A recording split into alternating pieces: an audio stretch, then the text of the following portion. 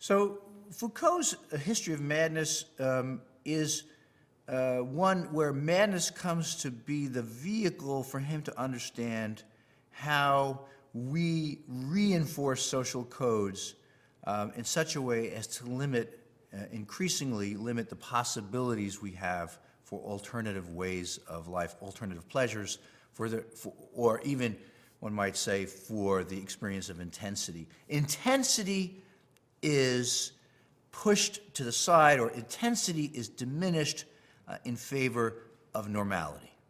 That's the Foucauldian leitmotif, I think, in much of his work. Here's another quotation from the prison work, from the asylum work. Madness escaped from the arbitrary only in order to enter a kind of endless trial for which the asylum furnished simultaneously police, magistrates, and torturers. Madness will be punished in the asylum even if it is innocent outside of it. For a long time to come, Foucault writes, madness becomes part of a moral world. And our moral world, Foucault thinks, is a world of social conformity, reinforced social conformity. And Foucault really delighted in showing how the pursuit of anti-conformity often led to more conformity, because you concretize or you make too stable some alternatives. You make them into identity markers that then become their own forces of conformity. So, for example, Foucault, in his history of sexuality, wanted to show how the fluidity of sexuality gets increasingly controlled over time, especially in the modern period.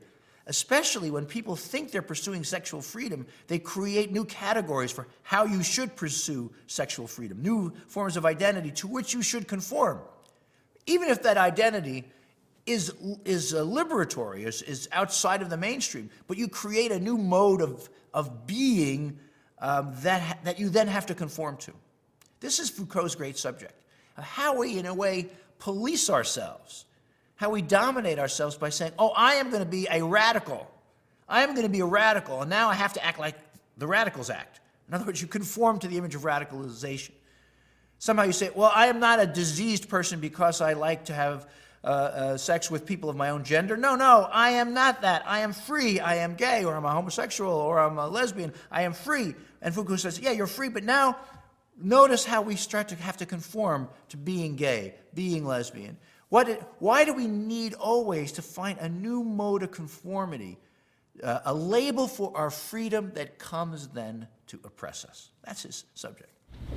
I mean, the repressive hypothesis is the core of psychoanalysis. You know, the reason I keep walking around is because I'm repressing what I really want to do. The reason my shoulder keeps going up is because I'm repressing something else. And so if I repress something else, the repressed impulse comes out in another form. And Foucault thought this was a very deceptive mode of thinking, and thought it deceived us about the nature of pleasure and desire.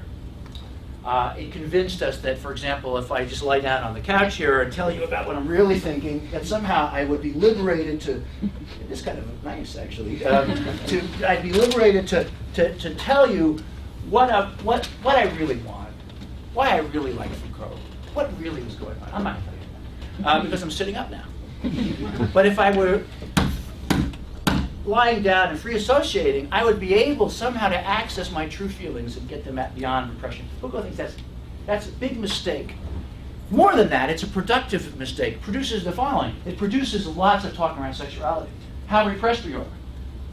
How many volumes of Freud talk about how repressed we are? How many volumes about Victorian literature and society talk about how much they didn't talk about sex? In other words, there's nothing better than the repressive hypothesis for talking about sex. And so the idea that somehow you'd be liberated by talking is, for Foucault, wrong. What happens, as you might expect by now with Foucault, when you keep talking about things, you learn to talk in the same way. You learn to desire the same things. You reduce heterogeneity and you increase conformity. That's the pattern. Whether he does it in the books on prison, these are very popular books like Discipline and Punish, where he shows that we used to torture prisoners in very public ways. And we used to be barbaric towards them. And now we think we have to rehabilitate them. We think prisoners should be given a moral treatment that brings them back into the fold, if you will. But Foucault is very suspicious of this effort at rehabilitation. He says what happens instead is that we take the forces that used to go into torture and policing, and we put them into policing ourselves all the time. That schools themselves become the engines of conformity. Schools become like prisons. All our institutions start resembling prisons because all of our institutions start pushing a model of identity from which they cannot escape. The last reading we had from Foucault, and I'm going to have to just call it up on my screen here so I can give you correct quotations, is about Enlightenment. Echoing Kant's essay we read in the very first week, What is Enlightenment? Foucault writes that Kant was not seeking to understand the present on the basis of a totality or of a future achievement. Kant was looking for a difference with what a difference does today. Kant was looking for a difference. What difference does today introduce in respect to yesterday? What difference does today introduce in respect to yesterday? Kant, Foucault says, is interested in how enlightenment marks a possibility, a change, a difference. And for Foucault, that creates what he calls an attitude of modernity. An attitude of modernity. And for Foucault, and this is a less pessimistic side of Foucault, that sees in modernity, especially modernity that Foucault associates with Baudelaire. Modernity is a time when you can invent possibilities rather than conform to alternatives. Here is Foucault from our attitude of modernity section of the essay, What is Enlightenment? For the attitude of modernity, the high value of the present is indissociable from a desperate eagerness to imagine it otherwise than it is. This is really the key Foucauldian phrase, to imagine modernity otherwise than it is. That's what Foucault is always looking for, to think about reality that could be otherwise than it is. He gets this from the surrealists, and it becomes a key part of his thinking. Baudelairean modernity is an exercise, Foucault writes, in which extreme attention is Baudelairean modernity is an exercise in which extreme attention to what is real is confronted with the practice of a freedom that simultaneously respects this reality and violates it. For Baudelaire, Foucault says that you pay great attention to the world around you. You don't want to just close your eyes and imagine another society. No, you pay attention to the world around you, extreme attention. But you pay that attention in the service of imagining an alternative to the reality that's around you. It violates the reality, right? Violate the reality around you. You don't want to just try to discover something else in the status quo. You want to invent something else. You want to create something else. This is Foucault and Baudelaire. Modern man, for Baudelaire, is not the man who goes off to discover himself, his secrets and his inner truth. He is the man who tries to invent himself.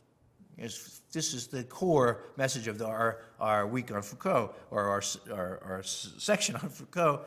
Modern man is he who tries to invent himself, not discover himself, not find the true essence or the foundation or the telos, the goal, but to invent yourself.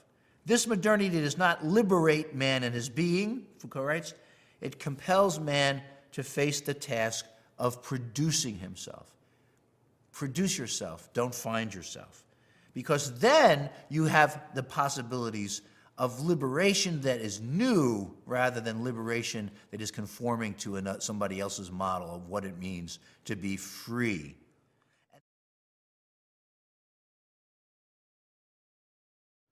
And this is what Foucault's critical practice is all about. How do we expand the possibilities of invention that change the world around us without succumbing to new modes of conformity, new models of oppression? Foucault talks about this as practical critique. The critical question today has to be turned back into a positive one. The point, in brief, is to transform the critique conducted in the form of a necessary limitation into a practical critique that takes the form of a possible transgression. Here he's actually criticizing, if I can use that word here, the Frankfurt School people, the Horkheimer and Adorno's model of showing how limited everything is, showing how we're caged in. And what Foucault says, what we need is a critique that opens up possibilities of transgression. Just like Baudelaire did in, remember the Bad Glazier poem where he just threw something at this guy, shouting at him, make life beautiful. It was transgressive. It wasn't moral. It didn't conform to anything else. But it opened a space. That's what Baudelaire was trying to do with his poems, and that's what Foucault is trying to do with his histories. Open a space of possibility where something new might happen. What is at stake, Foucault writes then, is this. How can the growth of capabilities be disconnected from the intensification of power relations? How can the growth of capabilities be disconnected from the intensification of power relations? Can we create possibilities that are not just going to be subsumed into new modes of oppression? That was Foucault's work. The exploration of possibility without those explorations becoming new forms of oppression. And Foucault sought that out in his personal life, he sought that out in his teaching, he sought that out in his books and essays and in the arts that he thought about and wrote about. I had the privilege as a young historian to work with Foucault in Paris, and I was working on the kinds of things that Foucault really didn't like at all, frankly. I mean, I was working on Hegelian things, you know, and my dissertation was on Hegelianism in France. And Foucault was the great enemy of Hegelianism in France. But he was very kind and generous with me and helped me connect to people I needed to know to do my research. And I was really struck by his of course, his charisma, his power as a thinker, as a teacher, but also by his generosity. Because I think part of his generosity was the creation of possibilities for even people who disagreed with him. Creation of possibilities in a world that increasingly closed off things for us and to us. He was a thinker who wanted to open up things for us and to us. And he did that with gusto, with generosity, and with a piercing intelligence. We'll come back to some people in that Foucauldian tradition next time, and when we go on into the postmodernism as we approach the present. Thanks.